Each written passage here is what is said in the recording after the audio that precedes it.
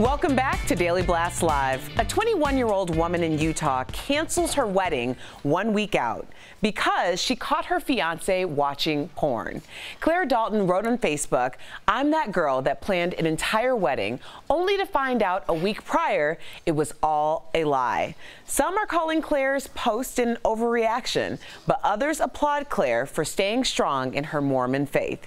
DBL Nation, what do you think? Take it away, Sam Shocker. Woo, Erica, we're going to get right to their comments. EXO from YouTube says, LOL, you found out he watched porn a week before marriage. Girl, where have you been?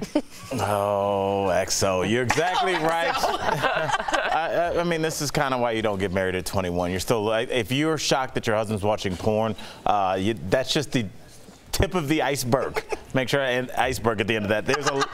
There's a lot going on in men's life, and honestly, porn, all jokes aside, I think can be a necessary tool for sexuality is a component of marriage, and when you discount that component, it's doomed to fail. Interesting. I just want to give context. She is Mormon, and so watching porn is prohibited, and that's another reason, just to give context. Karen from YouTube adds, depends on the type of porn they are watching and how much.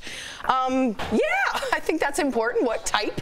If there's Why? Yeah, I'm just gonna Why? say, because if he's watching gay porn, he might not be straight. So there's But he might just be a straight man that watches gay porn. That's fine, but I would still like to find out. I mean, And access is important too. She's right. You know, Dr. Drew, the years that I was with him, he always said that porn is healthy, as you just said, but you never want it to be excessive because that could hinder your relationship. And he said himself he's having problems with too much. So I hope he gets help and she gets married again.